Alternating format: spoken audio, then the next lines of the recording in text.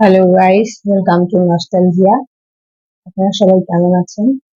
আশা করি ভালোই আছেন। দেখুন কুকুর সকাল সকাল ওর মাসির সঙ্গে কি করছে। আমি ওর মামার বাড়িতেই আছি। তো ওর মাসি কয়েকটা চারা গাছ নিয়ে এসছে, কয়েকটা বলতে দুটো। একটা নয়নতারা আর একটা হচ্ছে জবা ফুল, সাদা সাদা কালারের জবাটা নিয়ে এসছে। তো কুকুর ভালো ডেভিশন নিয়ে এসছে, একদম কাদা মাখিয়ে নিয়েছে। এই ফোবিয়ার পাশে আবার কি করছিল জানি একটা ভুলে গেলাম।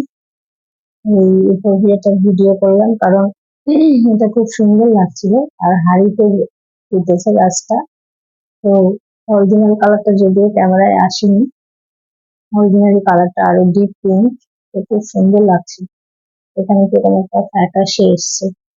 কয়েকদিন আগে দেখিয়েছি আপনাদের, কিন্তু এটাও স্পেশালি ভিডিও করলাম কারণ হাড়িতে ফোটা হয়েছে আর দেখতে খুব সুন্দর লাগছে। হাড়ির গোলমরিচ গাছ, এটা আগেও শেয়ার করেছি, কিন্তু আবার গোলমরিচ ধরেছে বলে আপনাদের শেয়ার করলাম।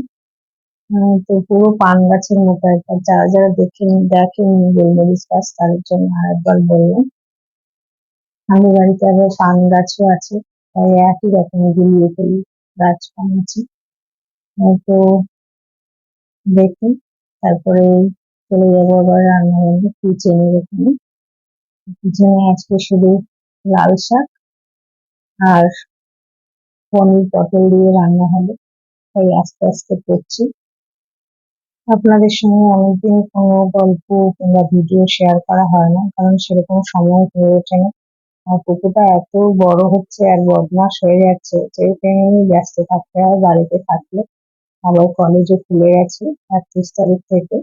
এই সময় রবিবার ছুটি ছিল, এই বাড়িতে ছিলাম। আর এই রান্নার ভিডিওটা আগের দিনের শুক্রবারে পনির আলু নিরামিষ রান্না করছি এই জন্য, কারণ সেই বাংলাদেশের সংসদের মার্ডারের ব্যাপারটা, ওই মাংস কেটে কেটে সরিয়ে ফেলার ব্যাপারটা আমার মনের মধ্যে এতটা দাগ কেটে ফেলেছে যে কয়েকদিন ধরে আমি মাছ মাংস ঠিকঠাক খেতে পারছি না। তো ভালো লাগছে না, তাই ওর বাবাকে বললাম পনির নিয়ে আসতে। ওই পনিরই রান্না করবো এখন। এই রান্নার ভিডিওটাই আপনাদের সঙ্গে শেয়ার করছি। যাই হোক, আহ, ভালো থাকবেন। আর যেটা বলার জন্য আজকে আবার ভিডিওটা করেছি সেটা হচ্ছে, আমি একটা নতুন চ্যানেল খুলেছি, একটা স্টাডি চ্যানেল খুলেছি। তো ডিসক্রিপশনে আপনাদের লিঙ্কটা দিয়ে দেবো। আপনাদের যাদের মনে হয় যে দরকার, আপনারা লাইক শেয়ার সাবস্ক্রাইব করতে পারেন।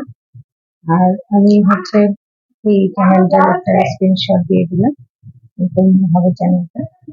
যাই হোক, আপনাদের আশা করি ভালো লাগবে। চ্যানেলটা খুব দিন হয়েছে, আমি তো খুব একটা সময় না পেলেও এবার আমি ভেবেছি যে যেগুলো আমি জানি সেগুলো কিছুটা হলেও যদি শেয়ার করতে পারি, আমার নিজেরও একটা রিফ্রেশমেন্ট। প্রত্যেক দিনের যে একটা জীবন, সেটা থেকে আমার যে একটা নিজস্ব স্পেস আমি এগুলোর মধ্যে খুঁজে পাবো আশা করি।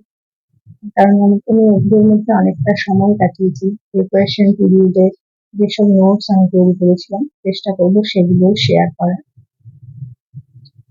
তো আপনারা দেখবেন, আর যদি কেউ দেখতে ইন্টারেস্টেড হয় তাদেরকে শেয়ার করবেন। এখন দেখতে থাকুন রান্নাটা। তো কুকুর অ্যাক্টিভিটি অনেক বেড়ে গেছে।